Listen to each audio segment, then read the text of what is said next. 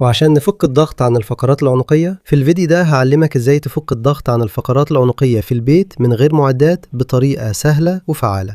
وخد ببالك ان ده من الحالات اللي كل الناس لازم يعرفوا التمارين دي، بس خصوصا اللي عندهم انزلاق غضروفي او خشونة في الفقرات العنقية. واحسن حاجة في الموضوع هتلاحظ انك مش لازم تكون رفيع او صغير في السن او عندك مرونة عالية عشان تعمل التمارين دي وتحسن رقبتك.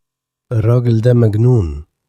واحنا هنبدأ نجمع كذا تمرين في تمرين واحد، وده لأنه مستحيل نفك الضغط على العمود الفقري ونخلق مساحة للأقراص والمفاصل من غير ما نحرك العضلات اللي هنا على الجنب في الإيكون والضلوع.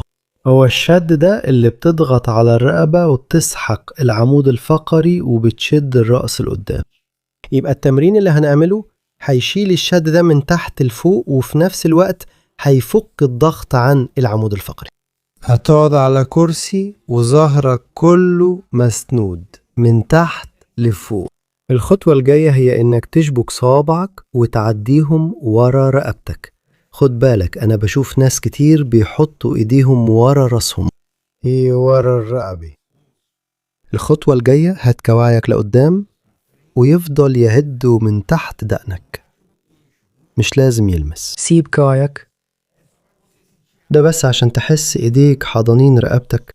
في الوضع ده وظهرك متسند هتنام لورا وتخلي كوعيك لفوق ناحية السقف.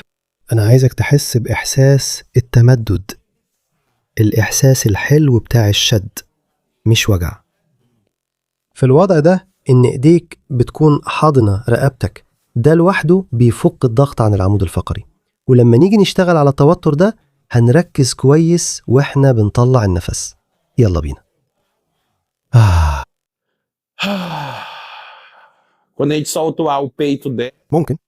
e a gente está alongando aquela tensão. تمام، هنقعد هنا 30 ثانية ونركز واحنا بنطلع النفس من غير استعجال.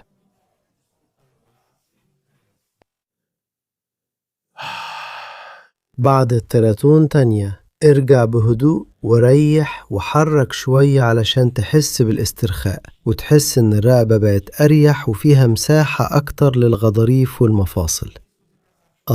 كده احسن بكتير. ولتحسين النتائج اكتر، في تمرين سريع بيحسن وضعية الرقبة، ولما بنحسن وضعية الرقبة بنمنع التوتر ده يرجع تاني. طيب وقف وريح كتافك، سيب الكتاف ينزلوا بعيد عن ودانك، وافرد كوعك واعمل علامة اللايك بإيديك ببطء من غير ما ترفع كتافك. هتوجه صوابع الإبهام لورا لحد ما تقدر. الفكرة هنا إنك تقرب وتجمع لوحي الكتف ورا بالظبط. حافظ على الوضعية دي كأنك بتتمطع وحاول ترتاح، لا ترجعش دراعك وخليك مسترخي. خد النفس اللي قلنا عليه، خلي النفس أطول وركز وانت بتطلع الهواء. مع الوقت هتلاقي انك محتاج مجهود أقل عشان تحافظ على الوضعية.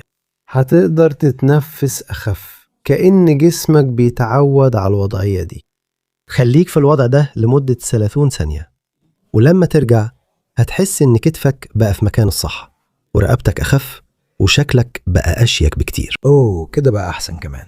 هتعمل التمرين ده على الأقل مرة في اليوم، بس تقدر تعمله في أي وقت تحتاج فيه، لأن زي ما شفت بيخفف الألم وبيرخي التوتر اللي في الرقبة.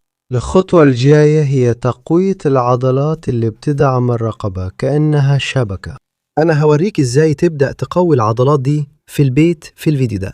كل اللي عليك تضغط هنا على الشاشة، وللي كمل معايا لحد دلوقتي عندي هدية ليك. هنا في فيديو لكل التسلسل ده من غير تقطيع عشان تشغله وتعمل التمارين معايا خطوة بخطوة. لو قدرت أساعدك في الفيديو ده ابقى شكرني وشارك الفيديو مع حد محتاجه، ده كل اللي بطلبه منك. أنا هكتفي بكده. بعتلك حضن كبير وأشوفك في المرة الجاية.